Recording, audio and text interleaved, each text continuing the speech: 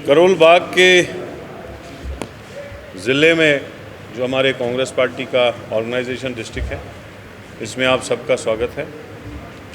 मेरे साथ प्रदेश कांग्रेस कमेटी की तरफ से लगाए गए ऑब्जर्वर तरुण कुमार जी और हमारे इस वक्त के ज़िला अध्यक्ष महेंद्र भास्कर जी, सत्येंद्र शर्मा जी।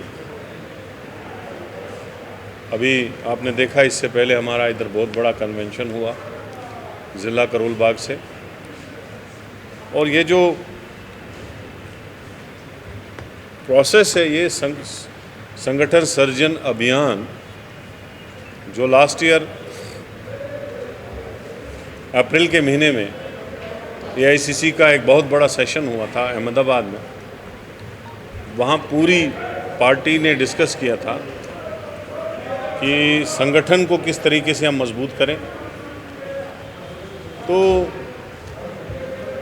उसके चलते डिस्कशन हुआ और फिर संगठन सर्जन अभियान जो है उसको शुरू किया गया। जितने कार्यकर्ता उस ज़िले में होंगे वो अपनी राय दे सकते हैं, और हमारे फ्रंटल ऑर्गेनाइजेशन के लोग भी, हमारे सेल्स के लोग भी, चाहे वो एससी हो, एसटी हो, यूथ कांग्रेस हो, सेवा दल हो, इंटेक हो, महिला विंग हो, या हमारी मैन ऑर्गेनाइजेशन के लोग हो, वो सब फॉर्म भी भर सकते हैं, अप्लाई भी कर सकते हैं और ज़िला अध्यक्ष बनाने के लिए अपनी राय भी दे सकते हैं। अभी तक 80% ऑल इंडिया कांग्रेस ने स्टेट्स कवर की हैं। 80% एक साल में 80% स्टेटों में ज़िला अध्यक्ष नए सिरे से बनाए गए, चाहे जम्मू कश्मीर हो, चाहे पंजाब हो, चाहे राजस्थान हो, हिमाचल हो, उत्तराखंड हो, छत्तीसगढ़ हो, मध्य प्रदेश हो,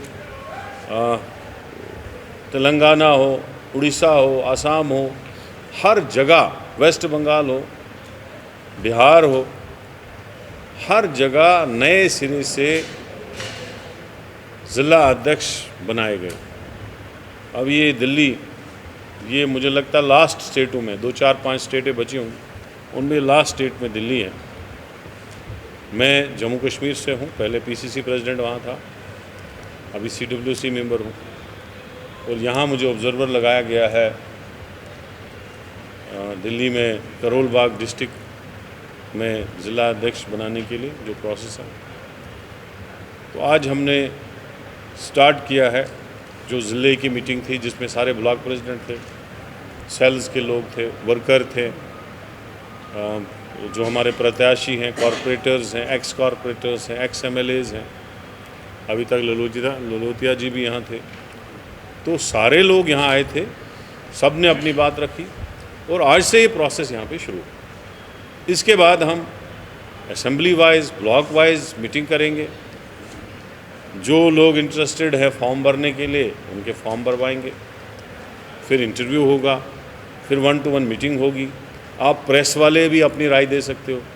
एनजीओज़ जो इस एरिया में रहते हैं वो भी ज़िला अध्यक्ष बनाने के लिए राय दे सकते हैं। इसमें पॉपुलेशन, इसमें भागीदारी, कितनी हिस्सेदारी किसकी कितनी होनी चाहिए, जो राहुल जी का नारा है, जिसकी जितने भागीदारी उसकी उतनी हिस्सेदारी, कि एससी कितने हैं, एसटी कितने हैं, माइनॉरिटीज़ कितने हैं, तो वो सारा कुछ देखा जाएगा। उसके बाद जो है दिल्ली की लिस्ट निकलेगी जिसमें डिस्ट्रिक्ट प्रेसिडेंट दोबारा नए सिरे से बनाए जाएंगे। तो यही प्रोसेस था आज हमारी शुरुआत हुई है। आगे हमारी गुजारिश है आपसे, जो आगे प्रोग्राम होंगे उनमें भी आप आ जाइएगा कवर करने के लिए।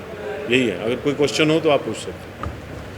सर, लगातार राहुल गांधी जी जनगणना की बात कर रहे हैं, लेकिन जो फॉर्म आया है उसमें पिछड़ों का ऑप्शन ही नहीं है सर, उस पर क्या कहना है? देखो, हमने ये कहा है, कांग्रेस पार्टी का ये है कि जहाँ जिस स्टेट में जिसकी जाति हो उनका उतना उनको अपना हिस्सा दे दो। हम नहीं कह रहे हैं कि आप जो अपर कास्ट है उसका हिस्सा काटो, हम नहीं कह रहे हैं। हम कह रहे हैं जहाँ एससी है तो एससी को अपना हिस्सा दो, अपना हक दो, ओबीसी है तो ओबीसी को अपना हक दो, जो भी है, एसटी है तो एसटी को अपना हक दो, जितनी उसकी वो है पॉपुलेशन है उतना उसका हिस्सा दो।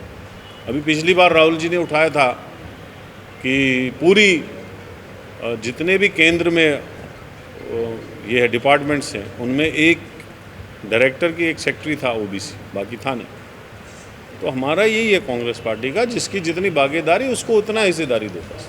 सर, समाज बाकी न्याय की बात बीजेपी वाले जाने काम जाने, हम तो आए संगठन अभियान करने, हमें तो उसके साथ लेना देना नहीं। सर, सामाजिक न्याय की बात राहुल गांधी जी कर रहे हैं पिछले कई सालों से, क्या इससे कांग्रेस को नुकसान होता नजर आ रहा है? कई लोगों का ये मानना है। कोई नुकसान नहीं होता है।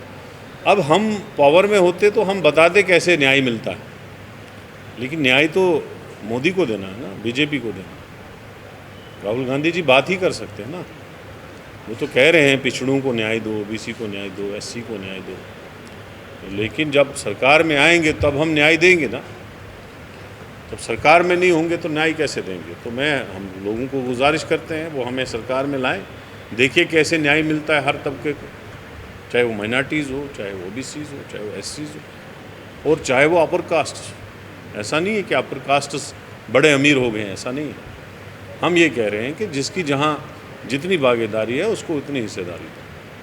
सर, वर्तमान स्थिति में जो चल रहा है गैस का संकट, इस पर क्या कहना है? कह रहे हैं कि कांग्रेस जनता को भड़का रही है। नहीं, कांग्रेस नहीं भड़का रही है। देखो ना लाइनें कितनी लगी हुई है। मेरे एरिया में भी परसों मुझे एक लड़का भेजना पड़ा गैस के लिए। वो 10 बजे गया तो 4 बजे वापस आया गैस सिलेंडर लेके। वो भी कार्ड था, पूरे कागज़ थे, डॉक्यूमेंट्स थे। तो तब जाके तो संकट तो है ही, जंग चल रही है, स्टेट ऑफ हार्मूज बंद पड़ा है। तो ये तो हमारी फॉरेन पॉलिसी ऐसी है मोदी जी की, जो इस वक्त संकट आ रहा है। नहीं तो हमें तो ईरान के साथ कोई दुश्मनी थी नहीं। क्या उनको आगे लाया जा सकता है? क्यों नहीं लाया जा सकता? वही तो बात राहुल जी कर रहे हैं। राहुल जी यही बोल रहे हैं कि जो लोग पिछड़े हैं, जिनको पीछे रखा गया है, उनको आगे लाने की ज़रूरत है। यहाँ भूखमरी इस वक्त है, हंगर इंडेक्स आप देखो बढ़ ही रहा है, कम नहीं हो रहा है। कम होना चाहिए था। जहाँ हम 85, 87, 100 इंडेक्स में होते थे, आज 107 में पहुँच गए। मुझे लगता है उससे ज़्यादा बढ़ गया है। और जहाँ जो हमारे कंट्री का ग्राफ है, जो ये कह रहे हैं हमारी इकॉनमी बहुत बड़ी, इकॉनमी बड़ी होने से क्या होता है? इकॉनमी तो बढ़ ही रही है ना, लेकिन गरीबी ख़त्म हो, पिछड़ों को इंसाफ मिले, बेरोज़गारों को रोज़गार मिले, महंगाई कम हो, लोगों पे टैक्स का बोझ कम हो, ये कांग्रेस चाहती है। अब देखो ना टैक्स का बोझ कितना, हर चीज़ पे टैक्स, दूध पे टैक्स, चावल पे टैक्स, इन चीज़ों पे, दवाइयों पे टैक्स, कफन पे टैक्स, इन चीज़ों पे तो कांग्रेस कभी टैक्स लेती ही नहीं थी। तो हम चाहते हैं कि हिंदुस्तान जो है ये भी एक हैप्पीएस्ट कंट्री बन जाए। अभी हैप्पीएस्ट कंट्री में हमारा कहाँ इंडेक्स है वो देख लीजिए आप, सबसे नीचे आ गया है। और बीजेपी वाले अमीर को अमीर कर रहे हैं, सब कुछ अडानी अंबानी को बेच रहे हैं, गरीबों को क्या मिल रहा है? तो राहुल गांधी जी बोल रहे हैं कि गरीब को अमीर करो।